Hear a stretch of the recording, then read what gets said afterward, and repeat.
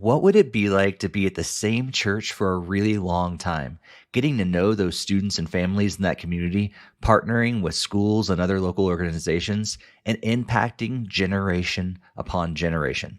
My name is Steve Cullum, and on this episode of Student Ministry Connection, our guest will share from his experience of being a student pastor at the same church for just over 20 years. So whether you're just starting out and have dreams of longevity, or if you've been in it for a while, you are sure to walk away from this episode with a few things that will help you stick with it because it's so very worth it.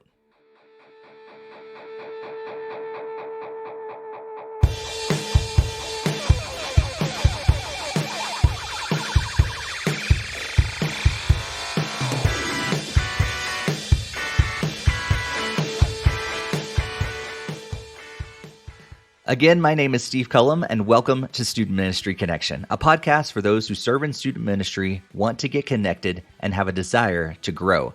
You know, my first 5 or 6 years in ministry included volunteering, part-time, full-time, internships, residencies, and a couple summers at camp ministry.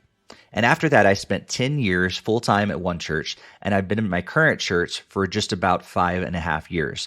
And while I don't have the longevity that our guest does, I do know why being somewhere for a really long time can be a huge benefit for your ministry.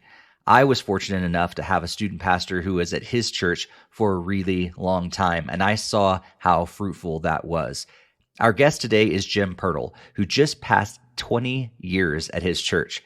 And we're going to talk about his story, some of the benefits of being in his ministry for so long.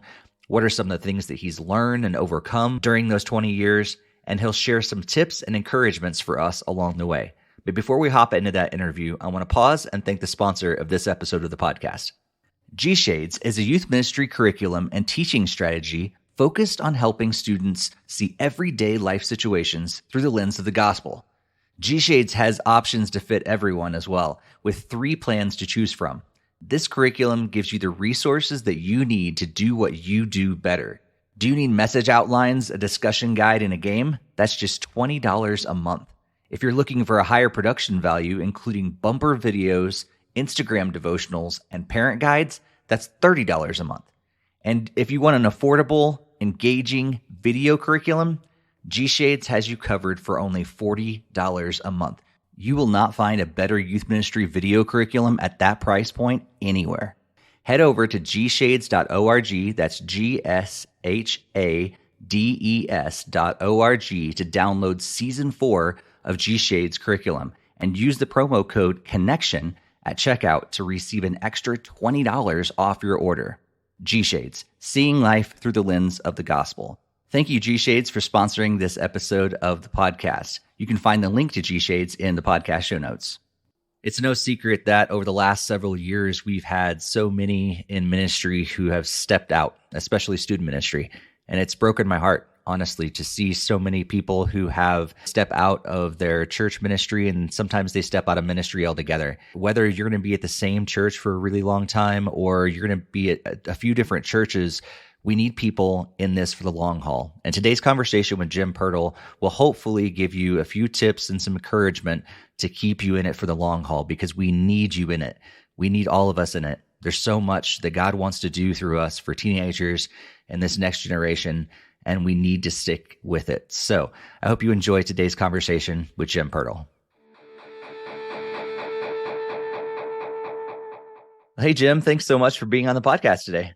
Oh, man. So cool to be part of this, man. I've been kind of acquaintances and then what I would say more colleagues for quite a while now. And it's kind of cool. We've been talking about maybe doing this, and I'm excited to do this today. Yeah, absolutely. Yeah, I think one of the things that, I've wanted to have you on for a while, but I know recently you crossed the 20-year mark at your church, which is what we're going to be talking about today, is longevity. So before we jump into anything else, how does that feel to be 20 years at the same church? Well, it's very surreal.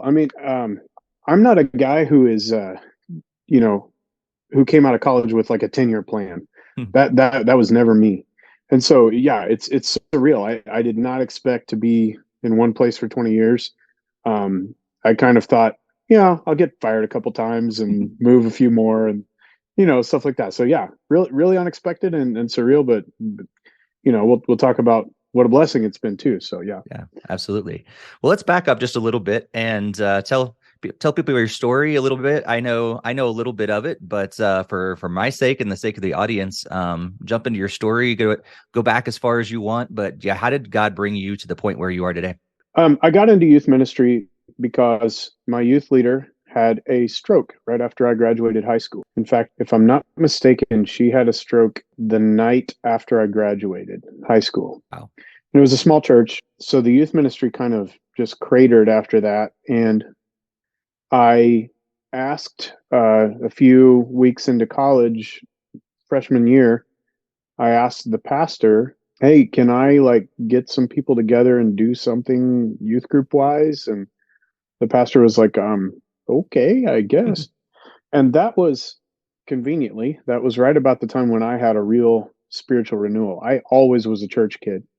I was one of those kids that everybody's, oh, it's a nice young man there. And I was totally a fake. I mean, everybody who went to high school with me would know, like, I was kind of a pile of turds, to be honest. You can edit that if you need to, but it was right when I graduated that I kind of freaked out about realizing that all the plans I had for my life were not working out and that I needed some guidance. And so I really like decided, okay, this Jesus thing, I'm all in. Like, this is it. This is what I'm going to do. And I had no idea what I was doing with my life. And so in that college experience of a few months after having that spiritual renewal, asking my pastor for permission to do a small youth meeting, we started doing that, not regularly. I was not consistent at all, but I was kind of the de facto youth leader. And at the same time, like, learning how to follow Jesus for real instead of just being a church kid. And so all that happening at the same time, I still had no direction for my life. I went to college for 6 years, changed my major 4 times. I'm not a doctor. I have one bachelor's degree, but I ended up with a religion youth ministry degree after being a engineering major, a music major, a psychology major, and then finally youth ministry. Because at the end of college, I realized, hey, this part-time youth leader job that I'm doing, I think I could see myself doing this. So I got a youth ministry degree, and I wear a lot of hats at my church. I am the tech director. Our church is small, and I don't like to talk numbers, but to give like whoever's listening a sense of my job. Sure. We're in a really impoverished rural town in Missouri, kind of a Bible Belt, Ozarks town. And we have a town of about 4,000, and our church averages about 400 to 450 total on a Sunday for the services together. And so I wear a lot of hats on that staff. I'm the youth pastor. I'm the tech director. I lead one of the worship bands for one of the services on Sunday for big church, whatever you want to call that. Mm-hmm.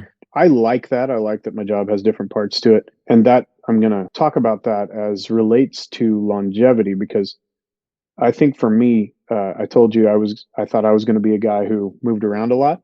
And I think having different parts to my job fits me really well and actually contributed to longevity, because, when parts of my job weren't going well, there were other parts that were more fulfilling, if that makes sense. Yeah. Absolutely. So yeah, I hired on straight out of college as an intern for fall 2002. And then at the new year, when my internship was up, the youth pastor had just resigned that summer, and they hired me as the youth pastor January 1st, 2003. And so I've been there officially as an intern for that first 3-4 months, but I've been there 20 years as of August 1st, 2022. I've been there 20 years, and I was the de facto youth pastor even as an intern that fall. So, wow. Yeah. And I mean, just somehow after 20 years, I have not been fired and have not moved, and I plan to stick around as long as they don't fire me anytime right away. Yeah, I'm still finding it challenging, fulfilling, definitely bumps in the road, but still liking what I do. Yeah, that's cool. Did you have any sort of ministry, like your parents or your family, any ministry background in your family history at all? Or were you kind of the first one that jumped into full-time ministry? Both my grandfathers were pastors. My parents were not. My dad is a worship leader, just not vocational ministry at all. My dad's done a lot of worship leading. He's just a musical guy, and so wherever he's been, they've asked him to sometimes step in. Mm-hmm. But yeah, both my grandfathers were pastors. One passed away 10 years ago. The other is 95, and he's retired, but he's like he still does like pastoral visits and calls to those like shut-ins and people in hospitals and stuff occasionally. That's cool. And he's got, if you count his post-retirement like pastoral care work, he's got like almost 80 years in ministry. Wow. So there's your goal. It's crazy. That ministry that my grandfathers both did was almost itinerant ministry, rural America. Like one of my grandfathers was almost literally a circuit riding preacher, except his ride was not a horse, it was a vehicle, but he would go to 5 different churches in northern Wyoming on a Sunday, and looked very different for them. But and both of those men were men of integrity, good. There's not traumatic memories associated with those guys. And so, yeah, that definitely a heritage to try to live up to there. Yeah, absolutely. Let's step into some practicality, because I know over 20 years, you've probably seen and tried a lot of different things in your ministry. So tell us a little about what your ministry setting looks like now, what your programming looks like. What does student ministry look like at your church currently? Maybe you can talk about a little bit of the changes that you've seen over the years, what's worked, what hasn't worked. I mean, probably like you, Steve, in fact, you and I think have had this conversation at one point. You look back and you just cringe, like thinking, why did I think that was a good idea?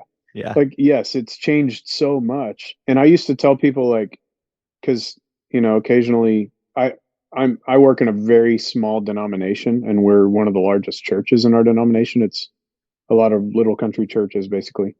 And people would ask me to like do a little seminar on how to start a youth group, if you don't have one in your church. And I would say, well, whatever you do, don't come to our church and try to do what we do, because by the time you get home, we'll be doing it differently. In 20 years, I can't tell you how many times we've changed up how we do things. When I started, I was trying to kind of think about this, and if I could summarize. When I started, we were much more of a siloed off youth ministry. That's kind of a buzzword in youth ministry thinking that we try to avoid these days, right? Like you don't want the teenagers to be separated from the rest of the church because they're loud and annoying, and then the rest of the church is too old and irrelevant for them. So we don't want the two to mix. We want to silo them off. And I think that's really kind of the attitude that I had when I first was doing this full time at my church, and not on purpose, but I think it kind of accidentally fell that way. And we had a separate building that was like blocks away, and it was very separated. And one of the major changes that you could sort of chart almost on a graph line is the move from siloed off ministry to more integrated with the body of the church youth ministry. We do still have a midweek big program where it's just youth group. But as far as like separate kind of ideas, things like that, we have our main big program right in the main worship center. When we lost our youth building a few years ago, they asked us, okay, what's the plan? What do we want to do? And for temporary purposes, we had started meeting in the main worship center at our church. And at the time I was like, oh, we got to get another youth building. And as time went on, I started realizing, okay, this actually works. And this establishes to these students that this is their church, And so your setting may look very different. A lot of churches, obviously, there's lots of different venues, different rooms that are used for, what I'm going to call big church, for lack of a better term. And so, that may change for your church, but for our church, especially in a small community where we have like everybody knows everybody, there's one public high school, that's it, that kind of thing. It really seemed worthwhile thing to start integrating the idea that we have youth group in the church, because this is your church. that you are a part of the body here. And so I think that's the main trend line that I see over the years that has changed, is that less separated, more integrated. We don't do a separate Sunday morning youth worship either for middle school or high school. We encourage them to worship with their families, and that's changed over the years.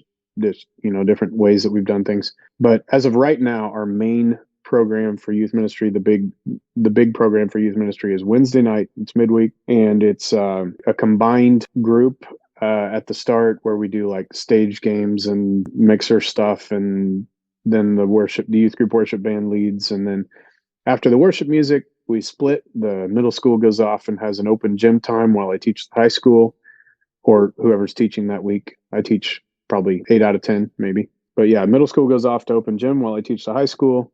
Then I go teach the middle school while high school goes to small groups. We wrap up after the middle school group has their teaching time. We bring everybody back to the main lobby, and everybody gets back with their parents. We run buses. In our small, impoverished community, that's a huge part of our ministry. We live in the fourth poorest town in Missouri, according to the census, and we make a lot of meth where we live. I mean, you can drive certain sections of our town and just broken down houses, trailers with the roof caving in, and there's people living in those. And that's, lots and lots of that kind of thing. The public school has 90% plus of free or assisted lunches, which is a poverty indicator for small towns. Like the families qualify for financial assistance for their school lunches, in other words. So bus ministry is a huge thing because for people in poverty, and we could have a whole separate conversation about ministry to people in poverty, Steve, but for people in poverty, the main constant is inconstancy. There's no certainty. There's so many insecurities in poverty. Your plans are insecure, your transportation's insecure, your housing is insecure, everything's insecure.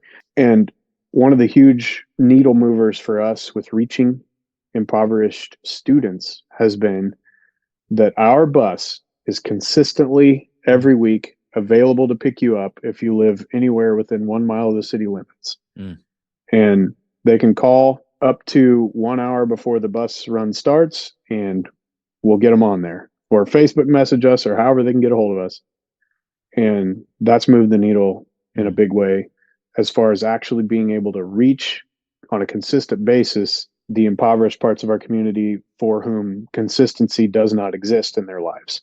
And so providing something consistent is really powerful in those situations. And bus ministry is messy. When you got impoverished people, there's just more mess. I've kicked out kids for dealing drugs at youth group. But yeah, that's what our youth ministry looks like. And I will say, again, numbers are a vastly overrated thing to talk about. But this fall, I kind of feel like there's a lot of factors here, and I wish I knew more answers of why. But we have the largest youth group we've ever had in 20 years.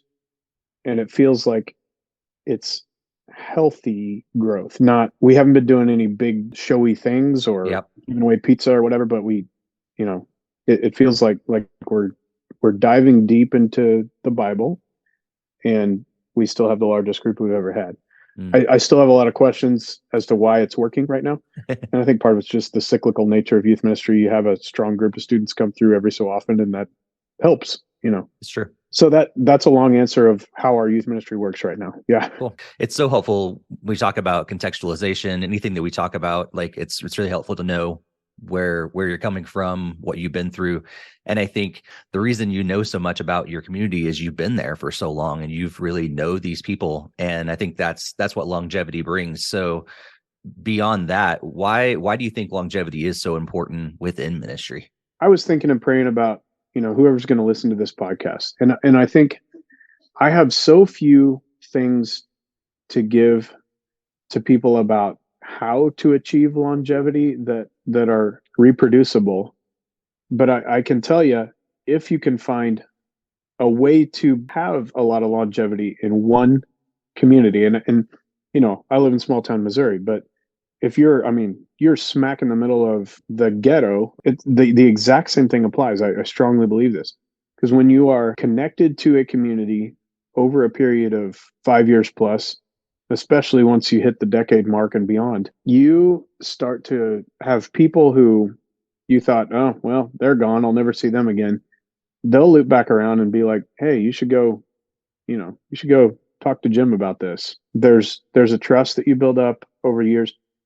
Here's a thing that I don't want to broadcast this too widely because I don't want to shut it off. But in our small community, after COVID, the public school principals, the middle school and high school principal actually asked me, hey, would you come by lunch once a week and just walk around and talk to kids?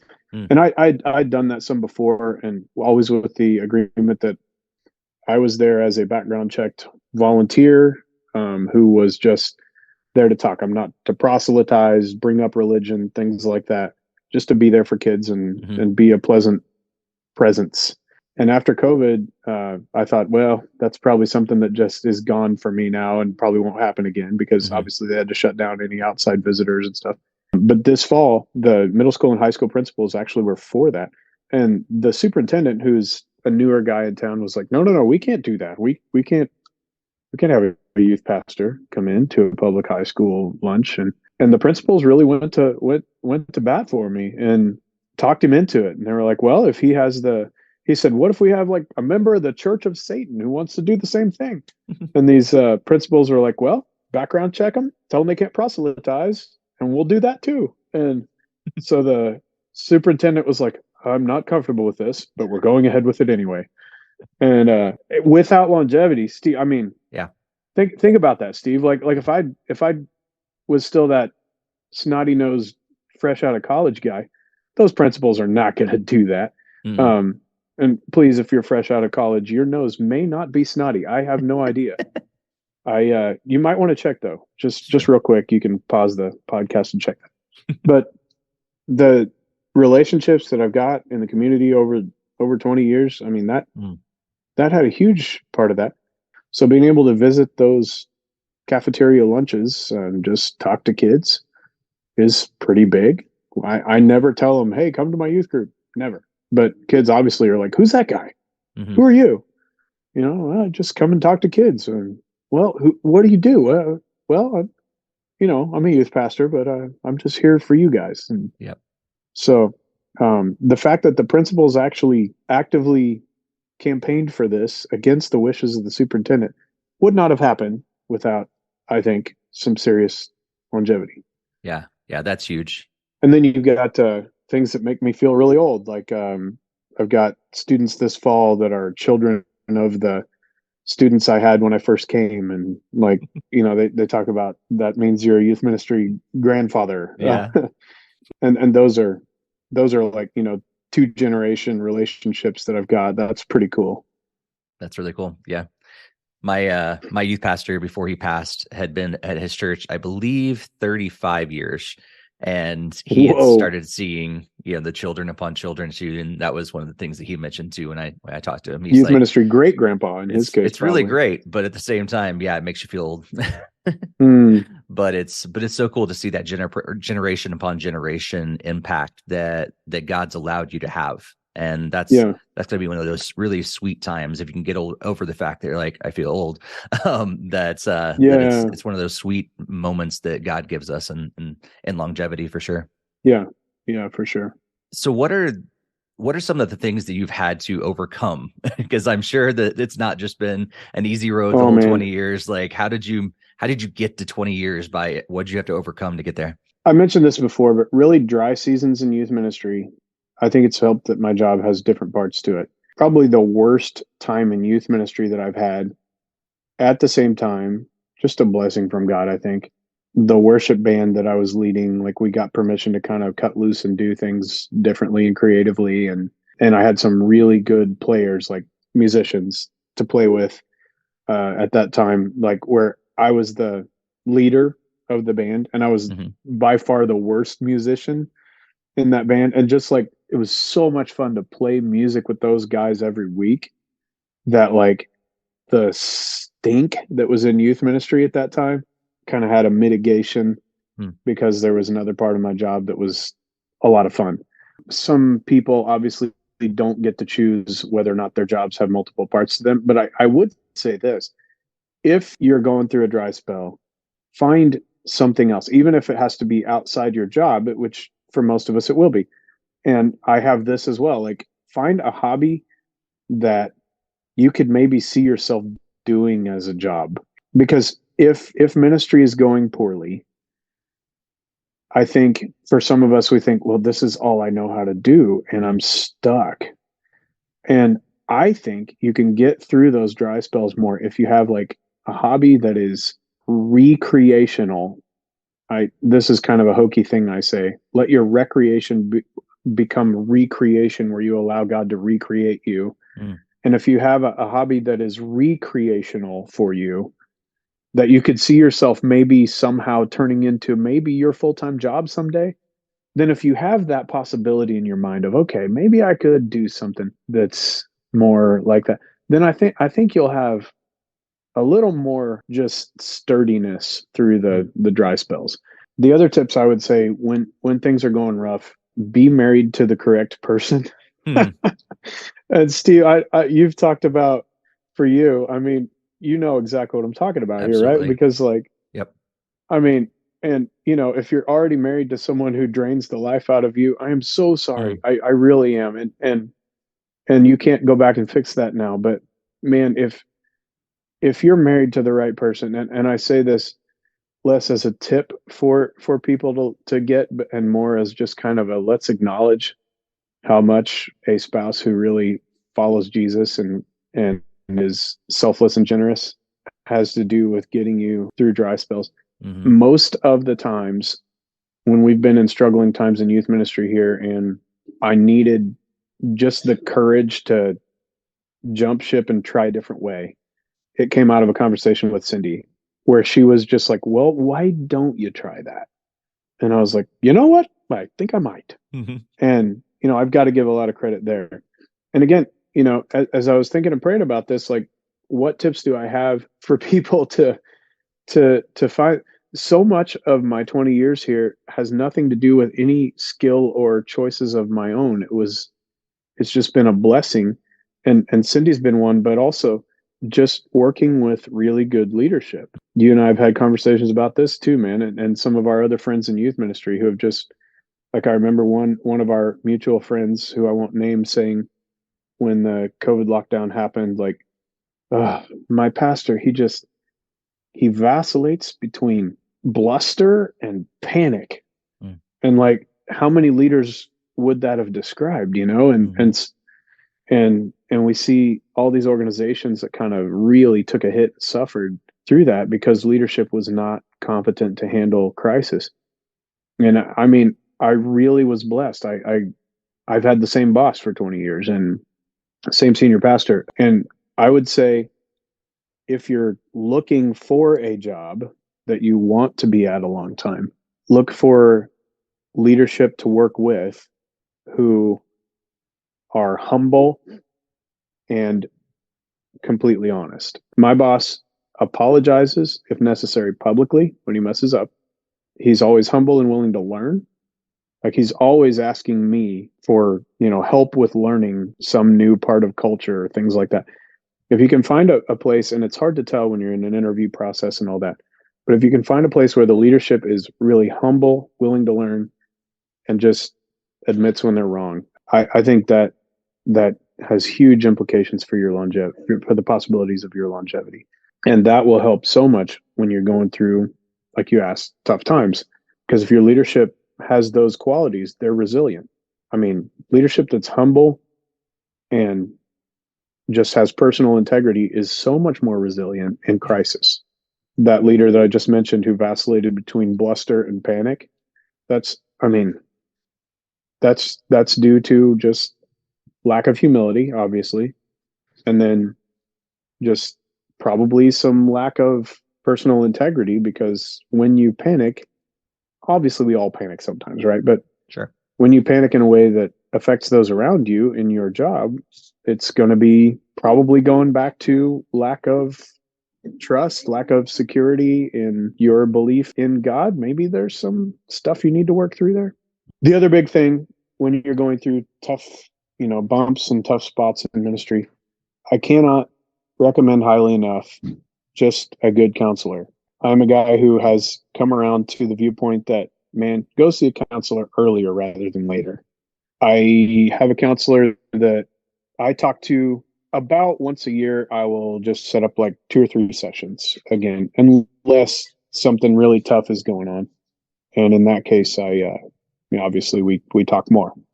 But I want to make sure at least once a year, I just set up a couple of sessions and just kick the tires and make sure everything's all right, Mm-hmm.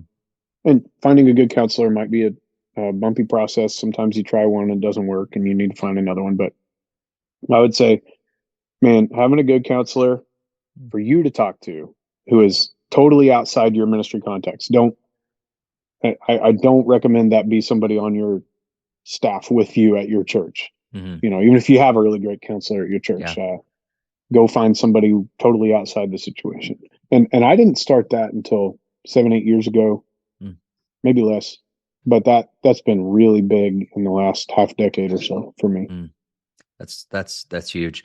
I think I've talked to so many different youth pastors that have been in it for as long as us or longer, and that's a common thing, that we need people that we can talk to, whether it be counselors, coaches, even just peers in ministry. We need people who are outside of our context, maybe who know the context as well, but are still outside of it, that we can just be open and honest with, and that's huge, because we can't be processing that just ourselves. Right. And Steve, I mean, some of our mutual friends who are spread across the country in youth ministry, I would say for me, going to youth ministry conferences, the breakout sessions and like teachings and stuff, those are valuable. But for me, honestly, way more valuable is just the connections that we've made, like the friends that we have way outside our context, that we can just, have maybe a group text with 2 or 3 dudes and be like, hey, this executive pastor that I'm dealing with this week, what an idiot, and then, we all kind of joke around, and then maybe one guy asks a question that kind of challenges you on, you need to work with that guy a little more. But just having like these friends and connections outside of our local context that we can complain to safely. Yep. And then kind of also be sounding boards to bring us back center when we're wobbling. Yeah. I think that to me, youth ministry conferences are much more valuable for that reason than they are for even the breakout sessions, the whoever, Mark Ostreicher or whoever up there teaching you about the teenage brain. That's great. But I want to connect with my friends and make new friends. And I think that those things are huge for sure. And it helps us overcome things. Any other things that you've learned over your long tenure that you want to share today? I mentioned having a hobby that you could possibly see becoming your job. But I would say beyond that, the idea of recreational things that you do that refresh you. For me, one of those things is going to a conference where I know I have some good friends that I can, safely discuss my context with.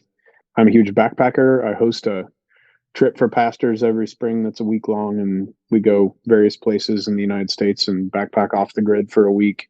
We leave the Sunday after Easter every year. And as you know, like Easter's our Super Bowl, it's the big buildup. And so leaving the Sunday afternoon after we finish our day of ministry on that Sunday, just head off the grid for a week. I recommend that kind of thing. If you're not an outdoorsy person, that's fine. Find an equivalent that works for you.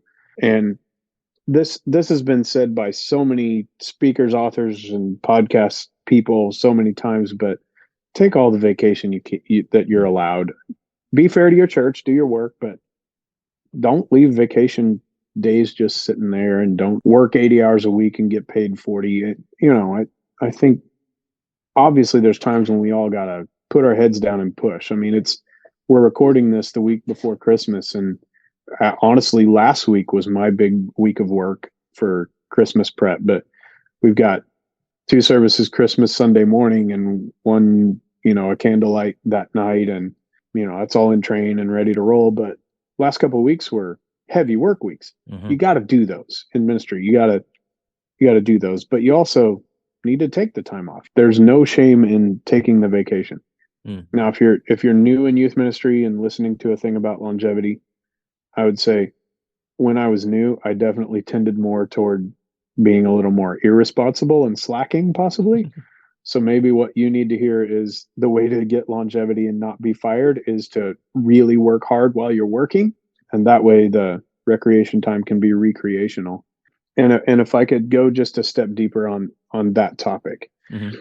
When I was new, I have ADHD. I struggle and scrap and fight for every little bit of organizational ability I have. I'm not an administrator. You use all the tools you can, do all that stuff, but I would vacillate this cycle of striving and then indulging myself, not in healthy ways necessarily. And I didn't go drink or get high or whatever, but like I would work, and then like play Halo at in the 2000s decade. It was Halo. Mm-hmm.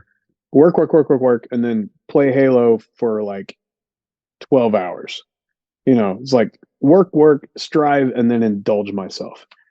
Nothing wrong with gaming in moderation, obviously, but do something that's actually recreational, not just recreational. Like when you are working, work hard, but then when you go for recreation, I would say like, I deserve this. I've been working hard.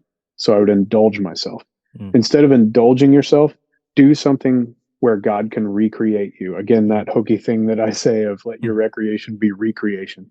Find a thing where it's actually like you can feel Jesus beside you, blessing you in your recreation and just recreating you, refueling you. Find a way to do that rather than just indulging yourself. If you struggle like me with that cycle, yeah, I'd say that's one thing that I've learned that I still struggle with. For sure, I still struggle with it. But when I do that right, it's very rewarding, and it leads to a lot more health. Yeah. So That's really good. That's really good. Yeah. Cause I've definitely found myself in those times too, where I just want to, veg out, or if I just want to, just like totally check out. But those times where I've been able to, like you said, let God recreate me in those times have been so much more fruitful. And it's something that I've learned too. And I told some other people a while back, that I think like this last 3 or 4 years of my life have been me finally trying to learn how to rest well. And that's some of the things that I've learned too. I've talked to some other people on the podcast and stuff just to try to figure out, okay, I need to take that time off for longevity, but like, how do I actually do it well? And it's amazing, like this far into adulthood that I'm just now figuring out how to rest well. maybe tell me what that looks like for you. I mean, maybe you don't want to take a lot of time on that, but how has that changed for you, man? Yeah, I think I think one of the biggest things, honestly, really comes down to what you were sharing as well, is trying to do things that really do fill me up rather than just to shut off. I think for a long time, I just thought it was about just shutting off. I'm like, I've used my brain, I've used my emotions, all the spiritual things are just drained throughout the week. And so I just want to shut off, and thought that would refill me. But a lot of times it doesn't. And so like, that's the type of rest I think for most of my life I've done, where I just like, okay, I guess I need to sleep more. I need to sleep in. I'll play video games a little bit more. I'll just like try not to think about all the stuff that needs to get done. And what happens is the next day comes and, well, those things still need to get done. And I'm right back into stress mode. And so, trying to do things that really refill me. And it's something I'm still learning. But it's taking more specific time, I think, with God. I was talking to James Saban about this too, is like how to, because he was encouraging. Saban. He's so good great at this. Yeah. Go. And little plug, the Youth Ministry Soul Keeper podcast is going to be coming back. So you guys could definitely check that out with Todd Peerage with Saban. That's going to be great. It'll be so good. And fantastic idea. He was encouraging me to be able to take God with me wherever I go. And so a couple of years ago, I took this quick, like first time ever, I took a personal retreat. I was like, okay, 3 days, I'm just going to spend just me and God, totally unplugged. Awesome. And it was really rough for the first like 12 to 24 hours. And I was bored and I didn't know what I was going to do. But all of a sudden I finally started trying things, and I was able to be filled into it. And all of a sudden I got to the end of the 3 days and I actually didn't want to go. I'm like, Yeah. I want to stay in this place with God some more. Where'd you go? Like It was physically, a where'd you go? cabin up in near Estes Park. Nice. Yeah. Yeah. You guys who live in Colorado have an unfair advantage here we because you're do. closer Yeah. to heaven. And I think it just, yeah. So, Yeah. oh, that's so cool. Coincidentally, that was also the entire weekend, like the same weekend that the entire world shut down from COVID. So, Whoa. just a So, coincidence, yeah. but yeah. Wow. When you talked about, before kind of the more unhealthy habit of just shutting down, man, I know exactly what that's like. And I think I would say, check me to see, maybe I need to, am I right here or not? I don't know. I think there are short time periods where you do just kind of need to shut down. Like when we finish Wednesday night programs, Cindy and I come home and we get our kids in bed. We have 10-year-old and 8-year-old and 6-year-old twins. And like getting the kids in bed after big programs on Wednesday night is like this mountain to climb because we're exhausted. We're out of emotional, spiritual, mental energy. And like not yelling while the kids are getting into bed is a challenge. And like, oh man, okay. But once they're in bed, like Cindy and I plop on the couch, we watch some irresponsible entertainment. I go grab like 2 Sonic burgers. If you don't have Sonic where you live, recommend it because we don't have In-N-Out, right? You've got those now, Steve, right? We do. Yeah. Yeah. So yeah, I go grab a couple of Sonic burgers and Cindy and I sit on the couch and watch something irresponsible. And there are like short time periods, I think, where you do just need to like turn your brain off, just let it, let yourself wind down. But I think my old 8 to 12 hour video game marathons were probably not a healthy version of that. Yeah. And I think for short little periods that's still okay, but yes. Yeah. Absolutely. Yeah. And it's so easy to fall back into it as well. Even the things that I've learned, I've taught myself. Like over the last couple months, I've had times where I have jumped back into long video game marathons or whatever, because I'm just like, I just need to shut it off. It's been going so long.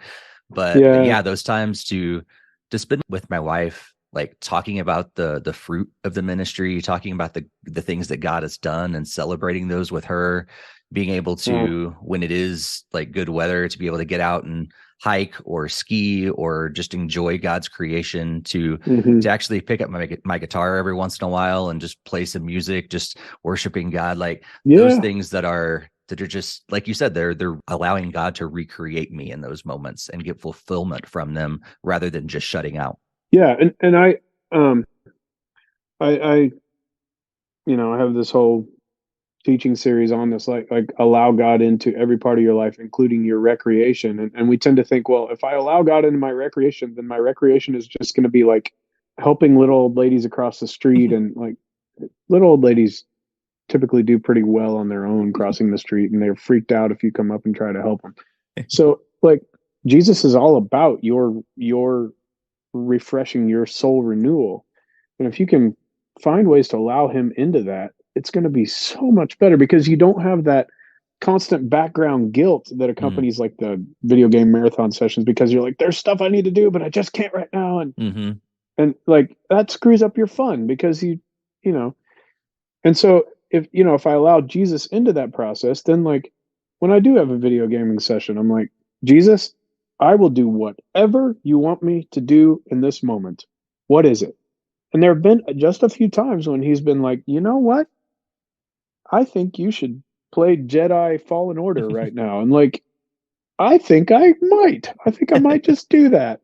And so if you can do that with like, you feel like there's a blessing on it, then it doesn't mess up that recreation time because you don't have that background guilt feeling that. So you could say this is tangential to longevity, but it definitely has a lot to do with it. Oh yeah. Yeah. I mean, if you're not healthy, how are you ever going to get to that point? You're just going to, I mean, I guess you could, but you're not going to be in a fruitful ministry with the longevity. I mean, you could have the longevity, but just like, well, I'm just going through the motions. But if you want a fruitful longevity, I feel like you have to make sure you're taking care of yourself and make sure your relationship with God is in a good place, and your relationship with others is in a good place. Because if not, like, how are you going to be able to produce that fruit that God wants you to? Right. And the concept of leading up, like I mentioned, have good leadership that you work with. But if you don't, I think if you have good habits on what we're talking about with your recreation, your soul care, your, talking to a counselor every so often, having times of silence and alone with Jesus where you invite him into every part of your being. And, you get to these moments where you can honestly pray, Jesus, I will do whatever you want me to do right now. Now, what is it? And you listen. And if you can get to those moments, I think you can have a lot more resilience if your leadership that you work with isn't great. And if there's a crisis in your church, and if you're, in the bumpy times, it's going to be so much easier to get through those bumpy times if these habits are in the right place. Yeah. So any last minute encouragements to people who are like, okay, I've been listening to this, I want to do this. What encouragements do you have for people that want to achieve 20 years the same church, 30 years in ministry, 40 years in ministry? Yes. They have that desire. What encouragements do you have for them? I would say this first. There's no guilt if you have been fired or fired multiple times. Sometimes that just happens, unfortunately, in ministry, and you've got to move, and it's not great, and it's painful. And I don't want you to listen to this and be like, what is wrong with me that I'm not? Guys, there's nothing right with me that made me be here 20 years. Like I said, I've really been blessed to be fortunate in several things that I had nothing to do with that have allowed me to be here 20 years. Sometimes God places you somewhere and he needs you to be there for just a short time to get those students through the mess that their church is in. And then you might get fired or you might have to resign, and it's painful. And God gave you the grace for that turbulent season because he knew those students needed you for that turbulent season. And when that happens, his grace is sufficient. I don't think you've somehow disqualified yourself for any other kind of ministry when things like that happen. I think though that if you want longevity at one place, that's something to aspire to, and that's something to definitely directly ask God for. He may not have that for you. He may need you to be moved around a lot. The Apostle Paul did not have longevity anywhere. A couple of years was about the most.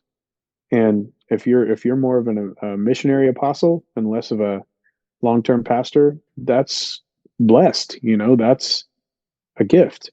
But if it's something that you want, I'd say directly ask God for it.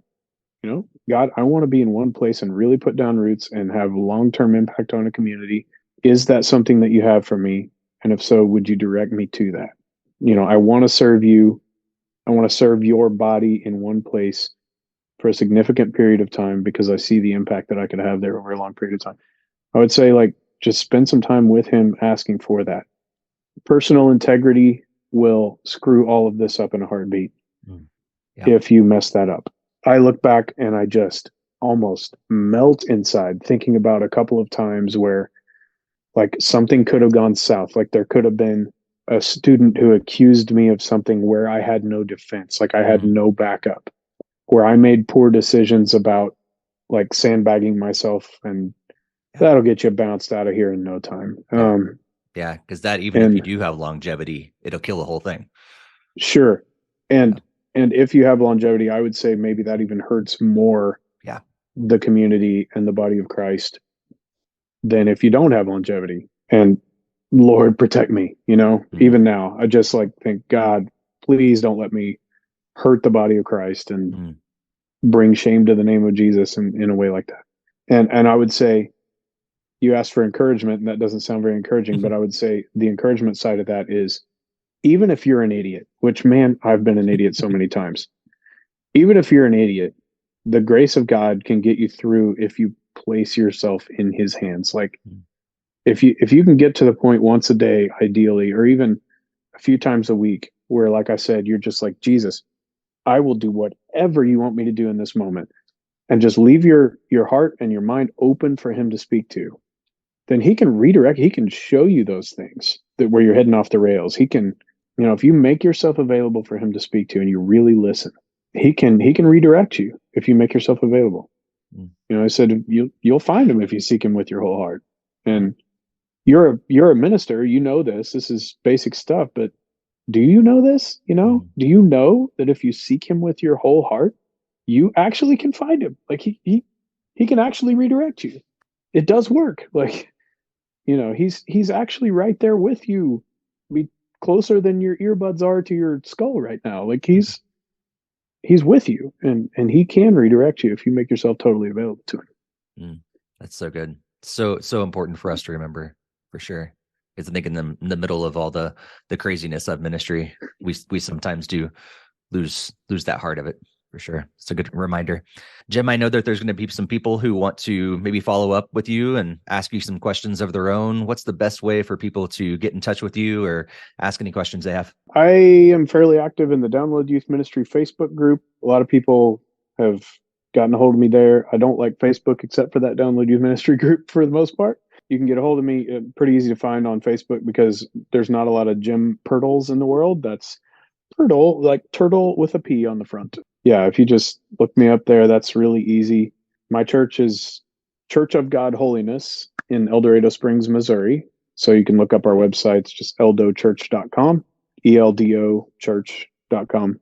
Yeah, those are probably really easy ways to reach out. Well, thank you so much, Jim, again, for being on the podcast. Thanks so much for your friendship, your partnership, and ministry. It's been cool to get you to know you over the years, but also just see God's blessing on your ministry, and especially 20 years in one place.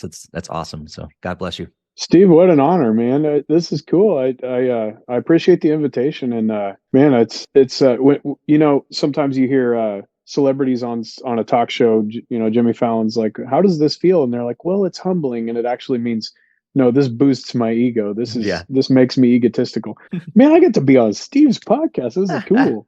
This is humbling, not humbling. So yeah. It boosts my ego, man, that you said yes. Yeah. Thanks, man. I really appreciate it. It's cool. I hope you enjoyed today's conversation with Jim Purtle, and if you did, be sure to recommend it to someone else who also needs to hear it. And if you haven't subscribed yet, please be sure to do that and follow us on social media. All those links are going to be in the podcast show notes, along with a link to our sponsor, G-Shades. Be sure to check out gshades.org and use the promo code CONNECTION to save $20 off your next order. And if you need another reason to subscribe, know that episode 97, which is this next episode coming up, is going to be a little different, but really special. I'm actually going to have one of my students on, and we're going to talk about her story. And it's going to be a little different. We're going to dive into her story of how she's been doing an amazing job of starting up a brand new club at her school that has been dormant for a really long time, and just all the ways that God has answered prayers around all of that. And it's going to be a really cool episode that I'm really, really excited about. So make sure you subscribe for that. And also for our upcoming 100th episode. Speaking of which, if you have ideas of what you would like to hear on the 100th episode, please be sure to let us know. You can contact me on social media. I am at Steve Cullum. That's SteveCullum on Twitter, Instagram, Facebook. Be sure to hit me up and let me know what you'd like to see on that episode. And if there's any future topics or other people that we should be interviewing, be sure to let me know as well. Thanks again for joining us for this episode of Student Ministry Connection. We are so incredibly grateful for you and all that you do for teenagers, the next generation, their families, and the teams that you lead. Be sure to stay connected, and may God bless your ministry.